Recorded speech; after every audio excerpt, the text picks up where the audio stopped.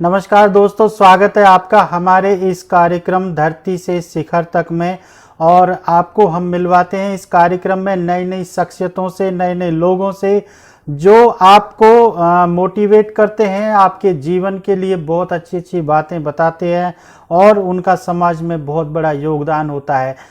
तो इसी कड़ी में हम आपसे आज मिलवाने जा रहे हैं शिव ज्योतिष केंद्र के संस्थापक श्रीमती संध्या जोशी जी से, जो कि ज्योतिष के क्षेत्र में एक बहुत बड़ी प्रसिद्धि जिनको हासिल है और ग्रह नक्षत्र कुंडली और बहुत सारी चीज़ें आपको जो नहीं पता है वो उसके बारे में आपको जानकारी देंगे और बहुत सारी आपके जीवन की जो परेशानियां हैं उन परेशानियों को हल करने में वो मदद देंगे आपको। तो लीजिए अब हम उनके जीवन की एक झलक देखते हैं और मिलवाते हैं आपसे श्रीमती संध्या जोशी जी से। मैम, बहुत बहुत स्वागत है आपका हमारे इस कार्यक्रम धरती से शिखर तक में।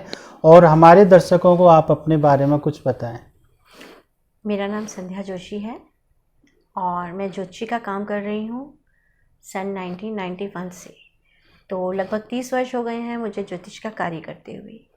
ये कार्य मैंने अपने दादा ससुर पंडित भवानी दत्त जोशी शास्त्री जी से सीखा था। और जैसे नाम से ही जाहिर है कि वो शास्त्री थे। वो मोदीज़ ग्रुप के जो राय बहादुर गुजरमल मोदी हैं मोदी नगर के, उनके राज ज्योतिषी थे। उन्हीं के साथ में महेंद्रगढ़ से वो मोदी नगर आए थे। तो ये जो है मुझे इसकी शिक्षा उन्होंने ही दी और उनके इस ज्ञान को मैंने आगे बढ़ाया है। जी मैम, जैसे हम देख रहे हैं कि हमारे दिन प्रतिदिन जो दिन गुजर रहे हैं तो कुछ लोगों के बहुत अच्छे गुजरते हैं, कुछ लोगों के जीवन में बहुत सारी समस्याएं आती हैं। तो मैं आपसे जानना चाहता हूं कि असल चीज में ज्योतिष क्या है और ज्योतिष का हमारे दैनिक जीवन में क्या महत्व है। देखिए, यदि हम ज्योतिष को जानना चाहते हैं तो ज्योतिष कोई छोटी सी चीज़ नहीं है। ज्योतिष एक बहुत विस्तृत ज्ञान है और हम कह सकते हैं कि ज्योतिष की शुरुआत है, जो प्रारंभ है वो अध्यात्म से समझते हैं।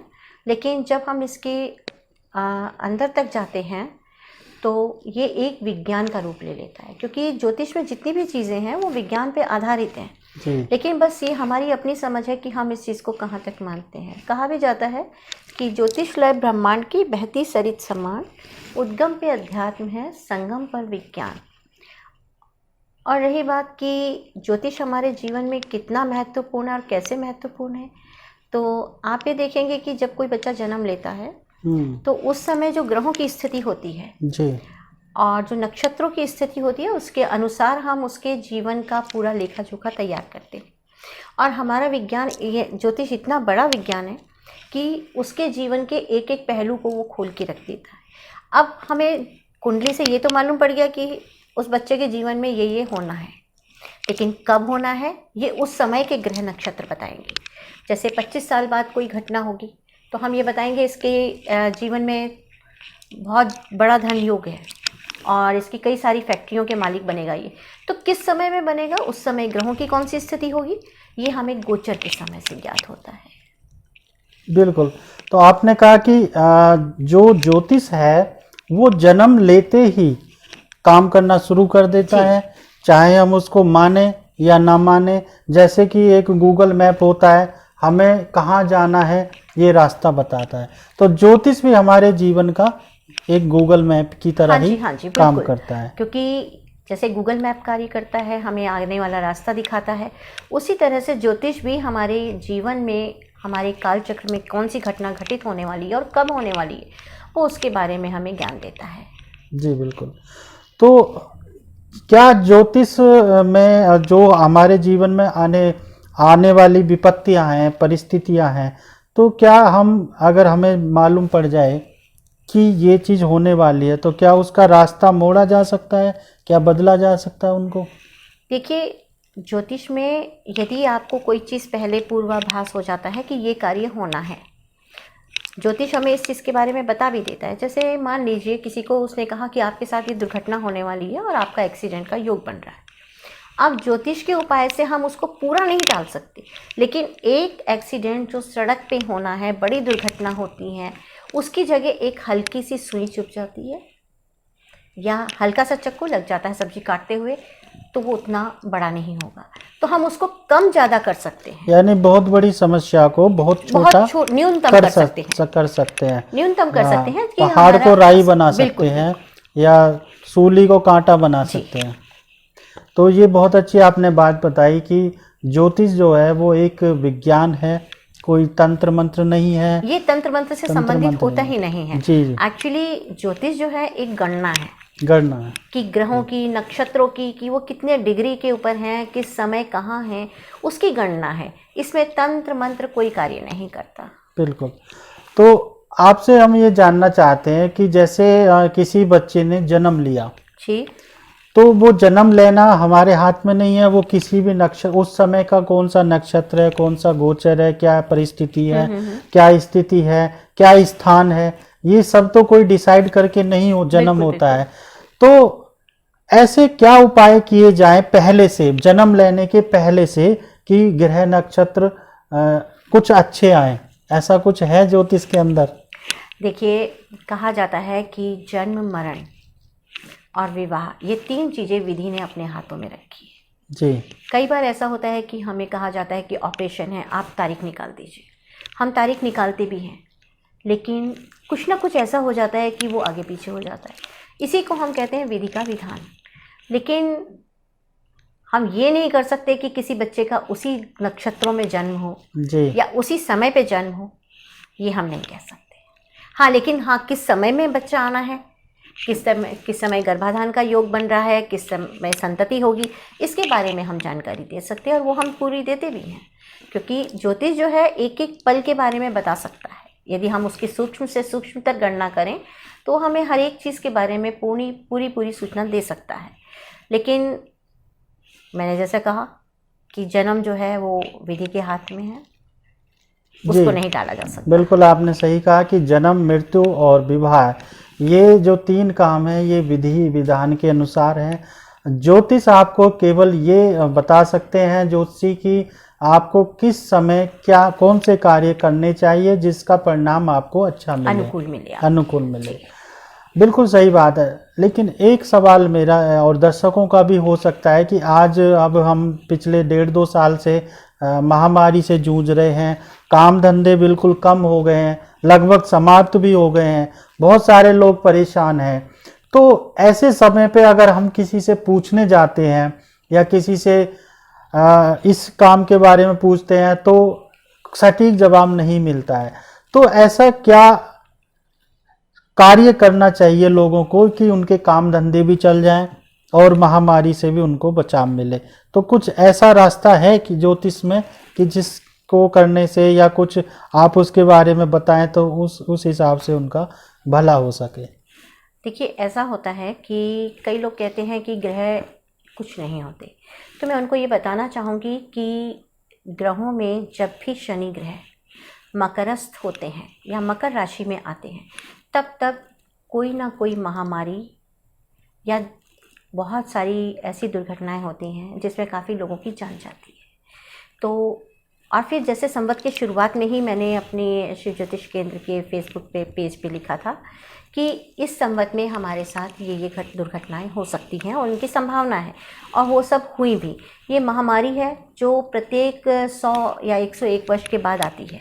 लगभग 1617 से तो हम देख ही रहे हैं कि भाई यदि हम एक के बाद एक निकालते हैं तो हर 100 वर्ष के बाद ये महामारी आती है जब शनि मकर राशि में होते हैं। और ख़ासकर ये तब होती है कि जब शनि और मंगल या शनि और गुरु के योग हो जाते हैं आगे पीछे, तो ऐसे में ये महामारी आती है और ऐसा समय निकलता है। लेकिन इसका मतलब ये नहीं है कि हम बिल्कुल ही अपने आप को इस चीज़ से वो कर दें कि भाई अब कुछ हो ही नहीं सकता है।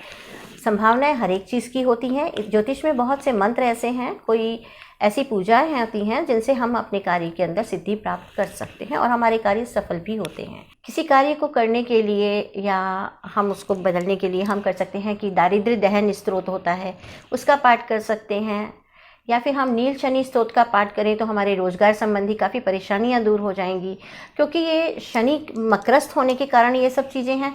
तो मेरा कहना ये है कि हमें शनि को प्रसन्न करना होगा, और शनि के साथ साथ गुरु को भी, क्योंकि गुरु का पेड़ होता है पीपल, और शनिवार के दिन यदि हम पीपल के ऊपर जल चढ़ाते हैं तो शनि और गुरु दोनों ही ऐसे ग्रह हैं जो बहुत धीरे चलते हैं और हमें अच्छे परिणाम देने वाले हैं, तो हमारे कार्य सफल होते हैं।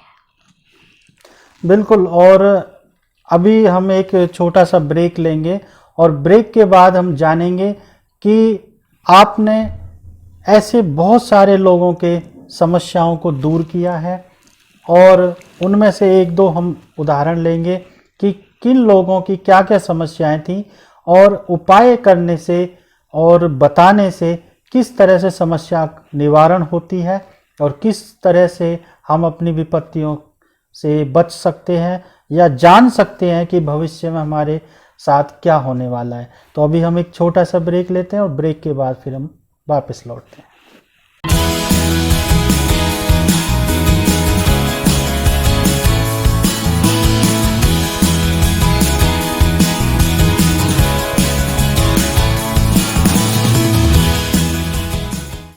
तो दर्शकों, स्वागत है एक बार फिर हमारे इस कार्यक्रम धरती से शिखर तक में, और हमारे साथ हैं प्रसिद्ध ज्योतिषी श्रीमती संध्या जोशी जी।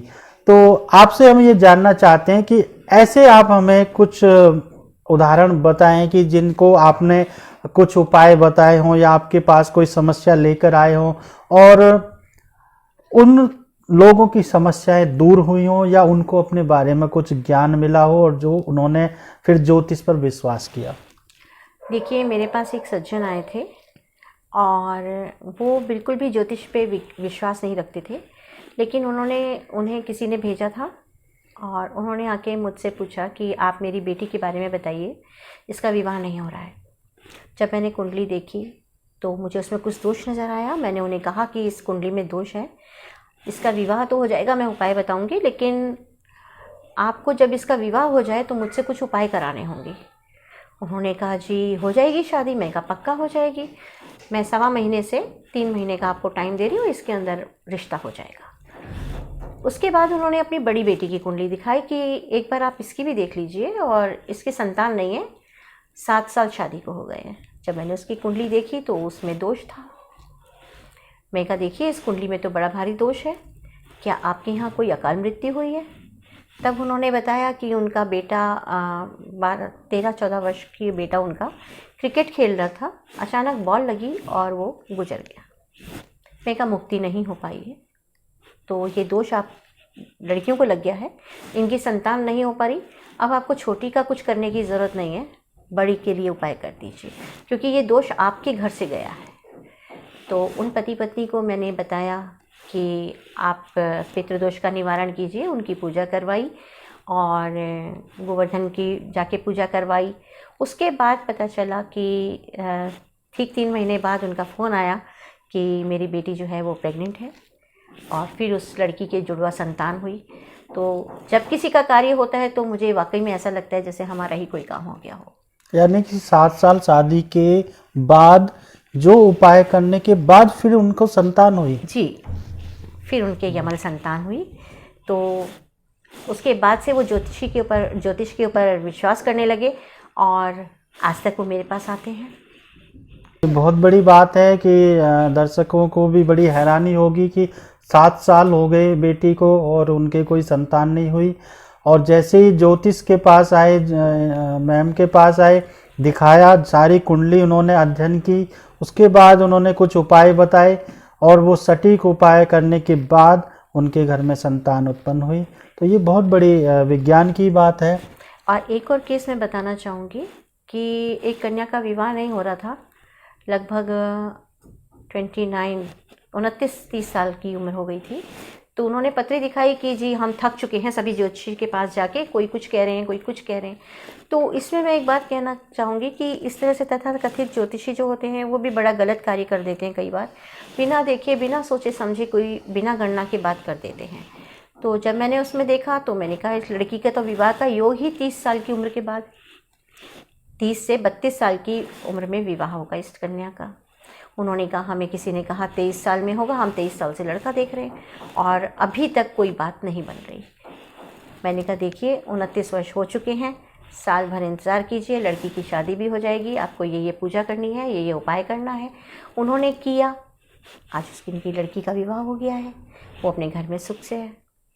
तो ऐसी बहुत सी चीज़ें हैं और बहुत से उदाहरण हैं, लेकिन देखिए आप भी समझ सकते हैं कि इस तरह की बातें मैं मीडिया पे नहीं कह सकती हूँ, क्योंकि लोगों की अपनी निजी ज़िंदगी होती है। बिल्कुल पर्सनल बात होती है, किसी की निजी ज़िंदगी को हम बाहर नहीं जी बिल्कुल बिल्कुल। बहुत अच्छी बात आपने कही कि किसी की बहुत सारे लोग आते हैं, उनकी समस्याएं होती हैं और उन समस्याओं का समाधान होता है।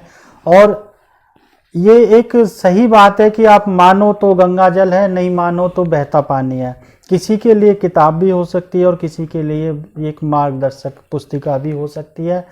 तो ऐसे कोई कुछ जनरल उपाय हैं क्या कि जो हम जनता के साथ शेयर करें और उनका कुछ जो परेशानी चल रही है, वैसे तो बहुत परेशानी का ही समय चल रहा है, तो क्या हम ऐसे कुछ उपाय ले सकते हैं कि जो बता सकते हैं कि, या कुछ पर्टिकुलर लोगों के बारे में कुछ आप बताएं? देखिए ये बात आपने बिल्कुल सही कही कि मानो तो गंगा जल है वरना कुछ भी नहीं, मानो तो देव ना मानो तो पत्थर। तो ऐसा ही ज्योतिष में है। लेकिन फिर भी मैं लोगों से ये निवेदन करना चाहूँगी या बताना चाहूँगी कि यदि वो ज्योतिष पे से अपना विश्वास खो चुके हैं तो एक बार आएँ और हमसे मिलें, क्योंकि जिनको विश्वास नहीं है आने के बाद विश्वास आ जाएगा, क्योंकि ये मैंने आपको बताया कि ये एक विज्ञान है। दूसरी बात, आपने मुझसे कहा कि कुछ ऐसे उपाय बताइए जिससे लोगों के कष्टों का निवारण हो सके। आज आपने मेरे से जनरल उपाय पूछे हैं। देखिए जनरल उपाय में हम कह सकते हैं कि चींटियों को आटा डाला जाए, ठीक है ना। सूर्य यदि खराब है तो भूरी चींटियों को आटा डाला जाए। यदि आपका राहु खराब है तो आप पक्षियों को जौ, बाजरा या अनाज दे सकते हैं। यदि आपका चंद्रमा खराब है तो चंद्रमा से संबंधित वस्तुओं का दान कर सकते हैं। तो हर एक ग्रह के अपने अलग उपाय होते हैं।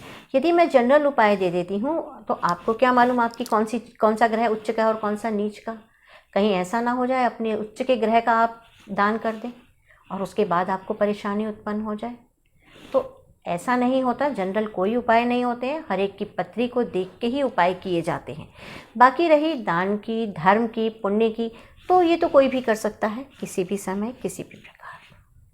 बिल्कुल, आपने बहुत सही बात करी। हम भी देखते हैं टेलीविज़न पर बहुत सारे ज्योतिषी हैं जो रोज़ उपाय बताते हैं और उन उपायों को करने से कई बार बहुत नुकसान भी हो जाते हैं, क्योंकि हर एक व्यक्ति की अलग अलग नक्षत्र में पैदा हुए हैं, अलग गोचर है, अलग स्थान है, हर एक की राशि है। तो उस हिसाब से सबसे पहले अपनी जन्म पत्री दिखाएं, जन्म पत्री के हिसाब से अपने ग्रहों की स्थिति को जानें और उन स्थिति को जानने के बाद फिर उपाय पूछें। तो ये एक है सिस्टम। अगर आप सिस्टम से चलेंगे तो उसका फ़ायदा होगा, और अगर आप सिस्टम से नहीं चलेंगे तो हो सकता है नुकसान भी हो सकता है। तो इसी तरह जो मैम ने कहा कि मैं जनरल उपाय, जो दान पुण्य है, धर्म है, ये तो कभी भी किए जा सकते हैं, लेकिन विशेष परिस्थितियों में विशेष कर्म जो किए जाते हैं वो अपनी ग्रह राशि नक्षत्र के हिसाब से आप किसी को भी, आप मैम से पूछ सकते हैं, किसी भी ज्योतिषी, अच्छे ज्योतिषी से पूछ सकते हैं। तो चलते चलते आप हमारे दर्शकों को क्या कहना चाहेंगे ज्योतिष के विषय में और समस्याओं के विषय में? देखिए मैं आपको इतना ही कहना चाहूँगी अपने दर्शकों से कि ज्योतिष पे विश्वास कीजिए। ये एक ऐसी चीज़ है जो हमारे विज्ञान से, हमारे धर्म से और हमारे अध्यात्म सभी से जुड़ी हुई चीज़ है। इसमें ऐसा नहीं हो सकता, जो चीज़ होनी है वो ज़रूर होगी। ये आपकी गणना के ऊपर, आपके कैलकुलेशन के ऊपर डिपेंड करता है कि आपकी बात कितनी सत्य निकलती है। कई बार होता है कि हमें इस चीज़ का पूरा ज्ञान ही नहीं होता और हम बन जाते हैं ज्योतिषी, तो उसमें हमें बड़ी परेशानियां उत्पन्न होती हैं और सामने वाले के काम भी पूरे नहीं होते। तो जो लोग विश्वास खो चुके हैं, मेरा उनसे निवेदन है वो एक बार आएँ और अपनी पत्री दिखाएं, उसके बाद निर्णय लें।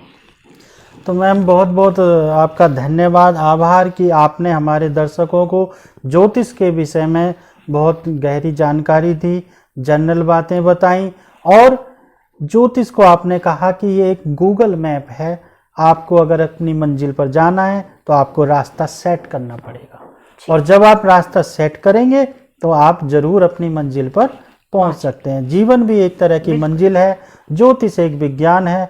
ज्योतिष के सहारे आप अपने जीवन को अच्छे से एंजॉय कर सकते हैं, अच्छे से आपकी अगर कोई परेशानी है, मुसीबत है तो उनको टाल सकते हैं, पहाड़ को राई बना सकते हैं, सूली को कांटा बना सकते हैं। तो मैं आपका बहुत बहुत आभार, धन्यवाद आपका, और फिर हम अगले एपिसोड में आपसे मिलेंगे और गणना करेंगे, चर्चा करेंगे ज्योतिष की अलग अलग कुंडलियों की, अलग अलग ग्रहों की, नक्षत्रों की। तब तक के लिए धन्यवाद, नमस्कार। तो दोस्तों, ये थे हमारे बीच प्रसिद्ध ज्योतिषाचार्य श्रीमती संध्या जोशी जी, जो शिव ज्योतिष केंद्र के संस्थापक हैं, और इन्होंने अपने अनुभव, अपनी उपलब्धियों को आपके सामने रखा। आप इनसे फ़ायदा ले सकते हैं, लाभ उठा सकते हैं, और हम अपने नीचे कमेंट बॉक्स में इनका नंबर भी आपको पब्लिश कर देंगे। आप इनसे पर्सनल बात कर सकते हैं और जीवन में आने वाली समस्याओं के बारे में, अपनी जन्म कुंडली, जन्म पत्री, विवाह आदि की गणना के बारे में इनसे जानकारी ले सकते हैं। तो ये हमारे साथ है, और आगे इसी कड़ी में हम आपसे मिलवाते रहेंगे नए नए लोगों से, नई नई शख्सियतों से, और उनके अनुभवों से आप फ़ायदा उठा सकते हैं। अभी तक के लिए नमस्कार, धन्यवाद, आभार।